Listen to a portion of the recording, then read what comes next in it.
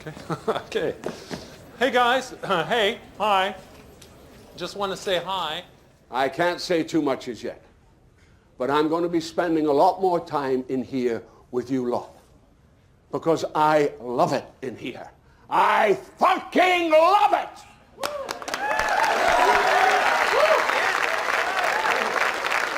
Semantic networks do we need to start activating here? Oh, we don't need this. Let's inhibit this. We're not doing that anymore. And the thing I remember writing about him was, for some reason, we had them read a study. Motor neurons are going, and you get some inhibition going on in some of these key networks, which allows you to actually maintain the internal focus on a concept a little bit better. So I do a lot of my original focused ideating on foot, but a lot of my serendipitous ideating will be with the fire going. Right? If it's the winter, I read by the fire. It's when I read that I get a lot of my original ideas. I have this theory that the two opposite states of mind that both facilitate creativity and productivity look something like this. And you can tell me whether or not this maps to anything that that you know. One is, just as you described, our body is in motion. Could be running, walking, might even be in the shower or something of that sort. But we aren't trying to direct our mind toward a specific linear trajectory or outcome. It's not like working out an equation or a theorem the same way we would if we were at a piece of paper or writing out a sentence, a structured paragraph. So it's body in motion, mind not channeled toward one specific target. The opposite extreme to me is body still, mind very active, which resembles rapid eye movement sleep when we learn a lot and neural rewiring occurs and dreaming, but for which there's also a lot of examples of very accomplished creatives using that sort of thing, of meditative-like approaches, forcing oneself to be still and thinking. Tell me what you think of this, what I always call protocol. If I want to learn something from a manuscript I read or a book chapter, I used to highlight things, and I had a very elaborate, extracted from my university days, system of stars and exclamation marks and underline that mean a lot to me that can, bring me back to a given segment within the chapter. But a few years ago, I was teaching a course in the biology department at Stanford, and for some reason, we had them read a study about information retention.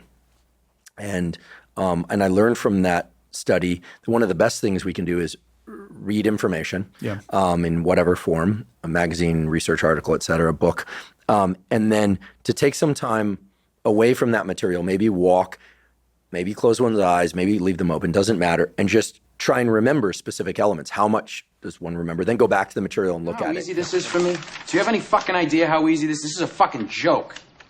And I'm sorry you can't do this. I really am, because I wouldn't have to fucking sit here and watch you fumble around and fuck it up. I wrote a book 10 years ago where I was trying to figure out as part of it, how do people get better at things? And so I spent time with a professional guitar player that said, I just wanted to see how he practiced. Like, what does this actually look like? And what I learned from them is, like, what they do is, they have the music in front of them, but for them, it's all speed.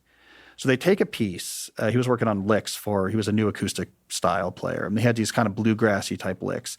And he probably had it memorized. And he knew how fast he could comfortably play it. For them, it's all about adding 20% to what they're comfortably doing, and then that push past where they're comfortable. And the thing I remember writing about him was he was concentrating so hard to try to hit this lick 20% faster than he was used to it, is he'd forget to breathe.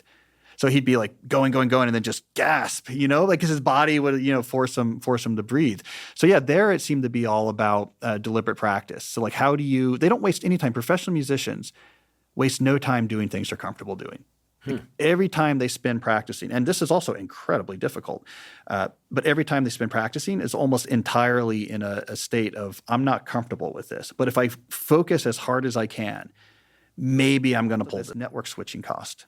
Right? Because like the phone is very good at inducing a network switch. And that's an expensive, time-consuming, energy-consuming neuronal operation. Task switching. I'm going to switch my focus of attention from this to that. Like, we can't do that in 2 seconds, right? That's a hard process. It takes a while. It's why when you sit down to work on something really hard, you have that feeling of, for the first 15 minutes, this is terrible. And then after like 15 or 20 minutes, you sort of get into the groove. I always assumed part of what's going on is it takes a while for your brain to really start marshaling, okay, so what semantic networks do we need to start activating here? Oh, we don't need this. Let's inhibit this. We're not doing that anymore. It takes a while.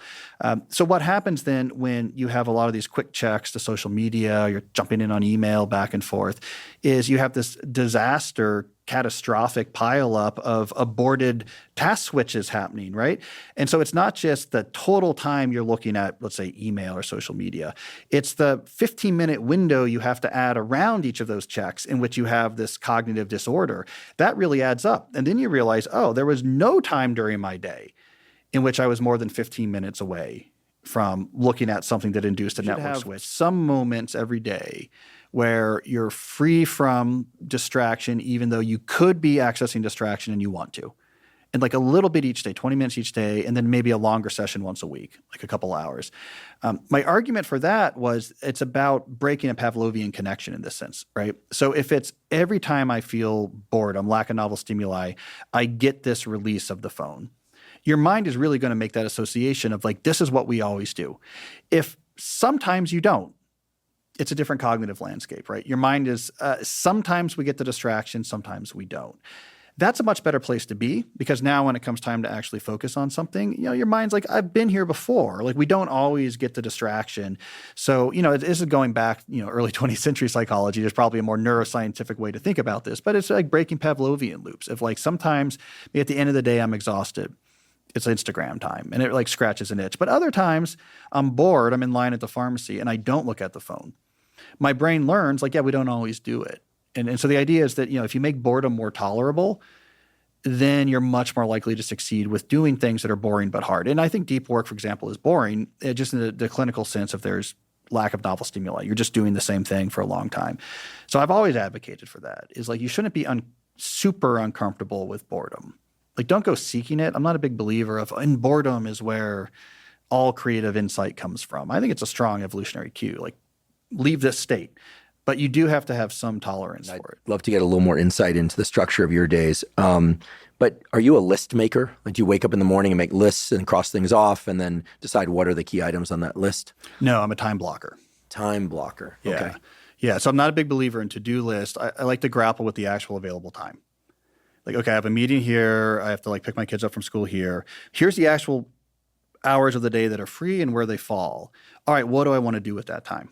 Well, okay, now that I see that there's a lot of gaps in the middle of the day here, they're short, maybe there I'm going to do a lot of small, non-cognitively demanding thing. Oh, this first 90 minutes in the morning is like the main time I have uninterrupted. Okay, so this I'm going to work on writing. So I've been a big believer of this since I was an undergrad.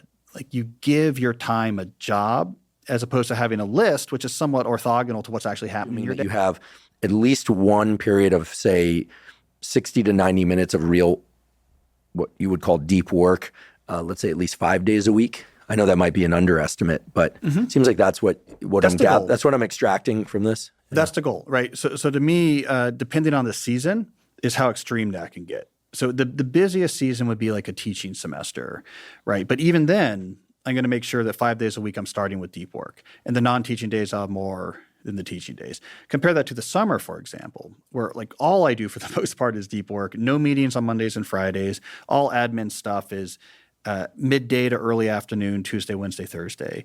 Everything else is deep work, just locked in hours at a time. But I want, if I'm not getting 5 days of starting the day with deep work, I'm unhappy, right? Because I keep coming back to this is, okay, because I'm not going to be able to, fortunately the insomnia hasn't bothered me in years, but the threat of it like completely shaped the way I think about things. And because I know I'm never going to be, have sort of like an Elon Musk style energy of like, I can just take on 7 companies and make it happen, right? I just don't have that ability. I've always focused on the long game. And to me, the long game plays out with get your deep work time in, just keep working on the stuff you do best and get better at it. Tomorrow doesn't matter. But if you're doing this most days for the next 4 months, like that's going to matter, And so I often think about productivity in my own life at the scale of decades. Like, what do I want to do in my 20s? Okay, what do I want to do in my 30s? What do I want to do in my 40s? And that helps. Like in my 30s, I had a lot of young kids. Like the amount of time I could spend total working is like much less, right? But I could still think about what do I want to do in my 30s? How do I make that happen? Let me make sure I'm pushing like on those. I think it's burning people out. is they're now in this state where they're saying, I'm spending most of my day talking about work, sending emails, attending meetings. Very little time is left to actually make progress on the work. And then the workload gets larger and larger. This by itself is deranging, right? It feels like you're in some sort of nihilistic experiment. Like, what is this? Why do I have 6 hours of meetings? This can't be the right way to work. And then what happens, of course, is you have to recover time in the morning and the afternoon, maybe after your kids go to bed, to try to actually make progress. So now you also have just a straight work quantity issue. So you're working more hours. There's an energy drain. But I think that psychological piece of this can't possibly make sense. Like, I'm checking email once every 2 minutes and spent 6 hours in Zoom, like doing very little actual high-value work. Like, this can't be the right way to work. That's what I think the burnout epidemic right now is coming from, is that psychological component of, we all know this is stupid, but no one is saying the emperor has no clothes on. We all know that the amount of email and meetings I'm doing is such a waste of my salary. Like, this is a highly trained brain. Like, I could be writing these reports or this code or creating these business strategies, but we're all just accepting this. So I think the absurdity of the current situation is creating as much of the burnout as it is just, we also have to add these extra hours. There's just like a straight aggregation of work quantity. Yeah. So if I do 3, I would say, okay, first of all, with your workload, simulate something like a pull system instead of a push system. And what I mean by that is, when you keep track of what you're working on, have the top part of that list, which is I'm actively working on these things, and keep that top part of your list to like 2 or 3 things. Everything else is in the bottom part of the list. It's to work on next, and it's in an ordered queue. And so when you finish something that you're working on, you pull something new to take its slot from the list below, right? So what I'm trying to do with that advice is reduce all this administrative overhead. Because now, even if like you can't get away, you have to say yes to these things because it's the way like your organization works. The stuff that's in the waiting to work on queue, you say, I don't have meetings about that. I don't do emails about that. I wait till I'm actively working on it. And I only actively work on 3 things at a time. Now, I'm going to finish those things really quickly because I don't have 15 items worth of meetings I'm going to every day. So things are going to pull up there pretty quickly. And so the rate at which I'm accomplishing things will probably be higher than it was before. But I only work on 3 things actively. You could even make this visible. It's in a shared document if you want to. When someone asks you to do something new, tell them to put it on the end of your queue. You're like, oh, okay. So like, Andrew is not working on this right now. He's working on these 3 things. And there's 7 things here. And I'm adding something number 8. So I know not to expect something for a while.